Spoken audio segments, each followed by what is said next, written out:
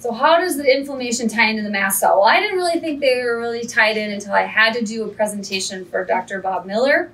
Dr. Bob Miller does a lot with genetics, and he asked me at his Sanibel conference last year to research the mast cell. He's like, Kelly, I think there's something going on with the mast cell. I think we need to take a look at it. I'm like, mast cell? Like, from my education, both in medical school and naturopathic medical school, I'm like, that reminds me of like stuffy noses and stuff. But I mean, my mind was blown. This mast cell is so vitally important to the inflammation cascade, and I'm going to teach you why. So first thing I do when I'm researching this mast cell, I brought up this beautiful electron microscopy image of, this is a vessel. So these are the endothelial cells right here. That's a parasite. That's a red blood cell. So that's the vessel. This right here is the giant mast cell, just waiting and watching with everything that's flowing through your blood. So it's just that gatekeeper, and it's sitting there. It's from the myeloid lineage, so it has vesicles inside of it. And for every vesicle, which usually they have about from around 500, there's 50 chemical mediators that if it gets activated, it will spew them out. It will spew them out, and they go all over your body. They have widespread effects. These do not move. They just sit right there. But their mediators, what they're vomiting, really can cause some downstream symptoms that are ongoing and ongoing. So really important also, because these mast cells are most plentiful with where our body meets the environment. They're plentiful in our gut. They're plentiful in our hypothalamus. So they're really keeping an eye on, they're surveying our environment. And we're going to talk about what can cause them to degranulate as well.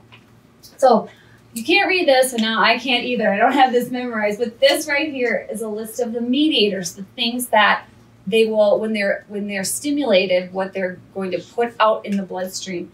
And a lot of them are nasty. TNF alpha, IL-1 beta, IL-6, inflammatory, inflammation-causing compounds. And look on the physiological effects from some of these things. That says histamine right there. And we all know histamine, what it does. And these, I will say this, is that the mediators, they're not bad. It's not bad if you hit your thumb with a hammer for your mast cells to go, oh my gosh, there's inflammation there, and we have to bring in the cytokines. We have to bring in, so we have the redness, the swelling. That's good. But over and over every day for these mast cells to be degranulating, that can cause major problems, major symptom patterns.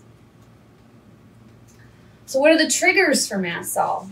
Well, you can get cut off in traffic and get really mad, at your significant other, and via the corticoid-releasing hormone, that can actually set it off. So it's real. It's like when someone gets all mad and they turn red, mast cell, mast cell. It could be mold. It can be a virus.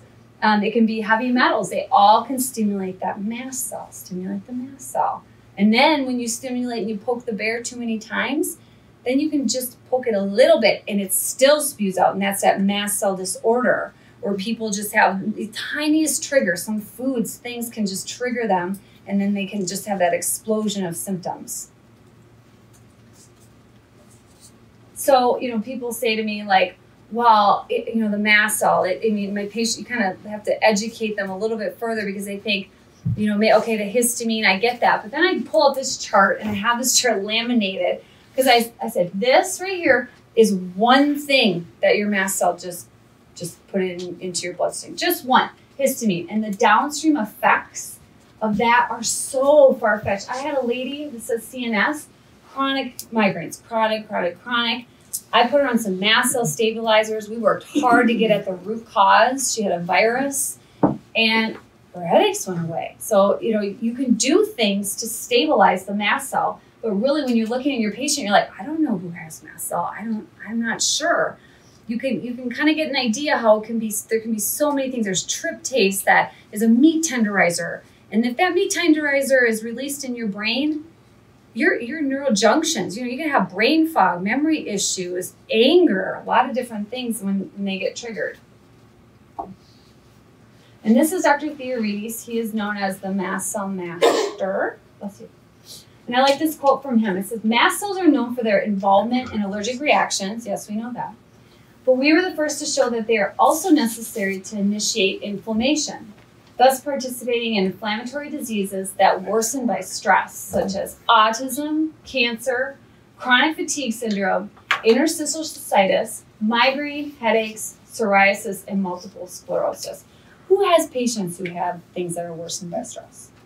You might want to think about stabilizing their mast cell. You might want to think about giving them nutraceuticals that have been shown in clinical trials to stabilize them. You can also use medications. There are things that you can, H1 and H2 blockers that are over the counter, but really some of these compounds that Jason and I have been working on for a while, they're very powerful in stabilizing the situation, like getting a leg up.